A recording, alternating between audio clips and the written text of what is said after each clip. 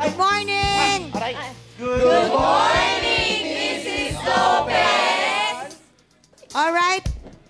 Solve the problem on page 54. Aiko. Ayoko na, ma'am. Pagod na ako nakakaisip ng solusyon sa problema namin. Pwede ba siya naman? Hindi ko kayang makisa. Ay, nako. O siya, sige. Mabuti pa. Sagutan nyo na lang itong mga test papers ninyo. O, ayan. Jan. Oh, pwede mo ba akong tulungan? Kasi hindi ko maintindihan yung math assignment natin. Baka pwede mo naman ipaintindi sa akin. Para saan? Kahit gaano ko ipatindi sa'yo, hindi mo naman ako iniintindi.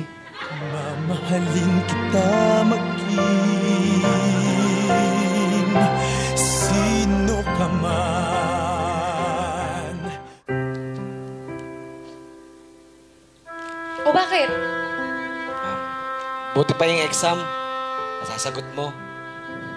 Ako, hindi. Dahil mahal na mahal kita. O, unang exam, multiple choice. Piliin sa 4 ang tamang sagot. Ano ba yan, ma'am?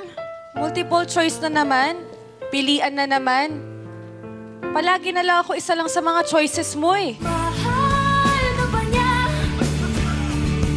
Talaga?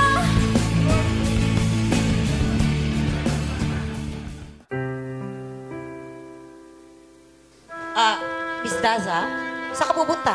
Aalis ho. Hindi ka magpapaalam? Mali ho ba ang umalis na hindi nagpapaalam? Eh bakit ginagawa ng lahat ng mga lalaki sa akin, umaalis ng hindi nagpapaalam? Kaibigan lang pala, kaibigan lang pala, napawian. Ano na yan? May bukas sa gilid eh. Ma'am! Ano? Ito rin yung exam natin kahapon eh! Oh! Multiple choice na naman eh!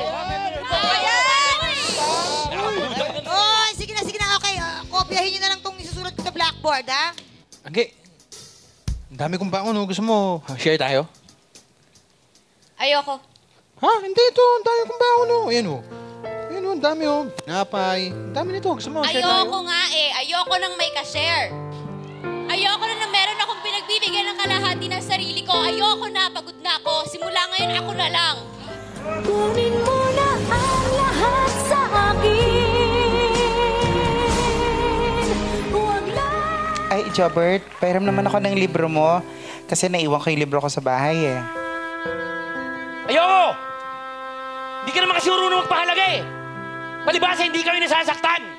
Kaya okay lang kahit mang-iwan ka! Mang-iwan! Di ko kayang tanggapin na mawawala ka na sa akin. Napakasakit na... Ito nga pala yung resulta nung exam ninyo kahapon. Oo, ito, ha?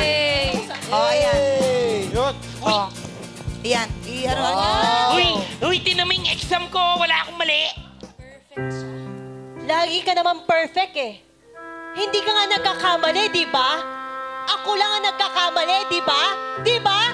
Perfecto ka kasing tao! Anong nangyayari sa ating dalawa? Okay, class.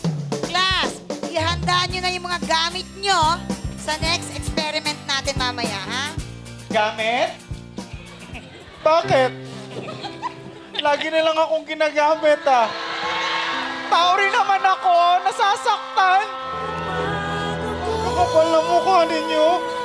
Ay nagmahal ang lahat ng ito. Mr. Marudo, may tanong ka ba?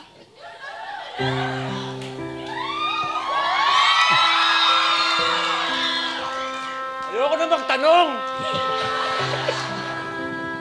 Lagi naman ako hindi sinasagot eh! Huwag mo nang itanong sa akin. Alam nyo, tigilan nyo na yung mga kauhugot na yan, ha? Intindihin nyo yung pag-aaral ninyo, hindi mga puro hugot na yan. Ma'am, tingnan niyo po. May mali po dito sa test paper ko. Pwede po lagyan ng correction tape. Iko-correct ko lang po. Hindi! Dahil nagkamali ka na. Ang mali ay mali at hindi mo na ito maitatama. Nasaktan mo ng damdamin ko! Tama na! Tama na! Nasaktan na ako! Ano? Ano? Puro kayo mga hugot! Nakakapagod na kayo!